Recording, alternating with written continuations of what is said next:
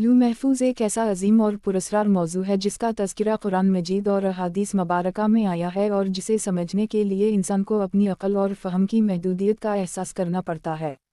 लूह महफूज अल्लाह ताला की क़ुदरत, इल्म और तक़दीर के राज को ज़ाहिर करती है। ये वो हकीकत है जिस पर ईमान रखना हर मुसलमान के अक़ीदे का हिस्सा है। लूह महफूज का मतलब है वो तख्ती या तहरीर जिसमें अज़ल से अबद तक हर चीज़ का इल्म लिख दिया गया है। अल्लाह ताला ने जो कुछ होने वाला है, जो कुछ गुजर चुका है और जो कुछ मुस्तक़बिल में पेश आएगा, सब कुछ पहले से अपने इल्म में रखा और फिर उसे लूह महफूज में दर्ज फरमा दिया। यही वजह है कि मखलूक के किसी भी अमल या वाक़ये से अल्लाह ताला बेखबर नहीं हैं, बल्कि वो सब कुछ जानते हैं और हर चीज़ उसी इल्म के मुताबिक वक़ूअ पज़ीर होती है। कुरान करीम में अल्लाह ताला ने फरमाया है कि और कोई चीज़ ऐसी नहीं जिसे हमने लूह महफूज में ना लिखा हो।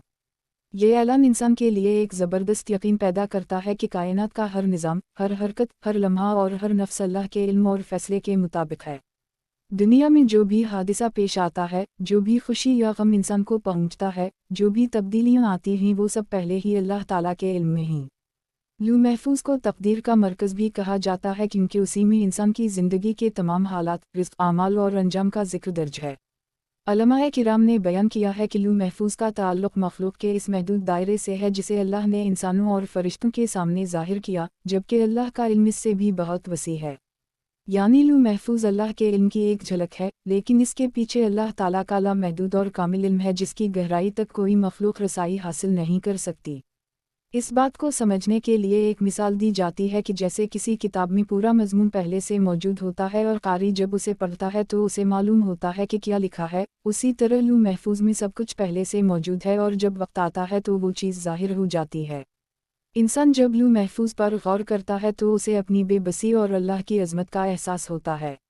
ये अक़ीदा इंसान को तकब्बुर से बचाता है क्योंकि इसे पता चलता है कि इसके इख्तियार में कुछ भी नहीं बल्कि सब कुछ अल्लाह की मशीयत और इल्म के तहत है।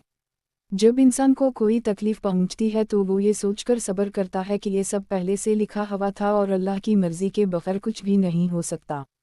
और जब कोई खुशी या कामयाबी मिलती है तो वो शुक्र अदा करता है कि ये अल्लाह की रहमत और फ़ैसला है।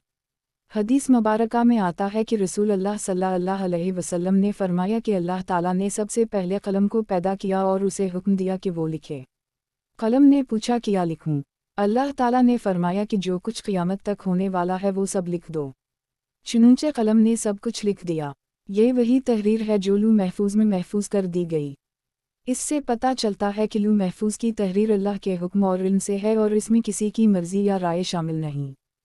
लूह महफूज का जिक्र आते ही इंसान का दिल अल्लाह ताला की अज़मत और क़ुदरत की गहराई में डूब जाता